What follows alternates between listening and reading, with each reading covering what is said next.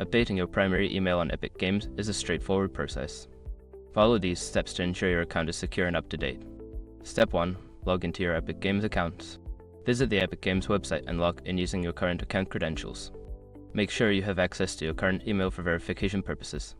Step 2. Access account settings. Once logged in, navigate to your account settings.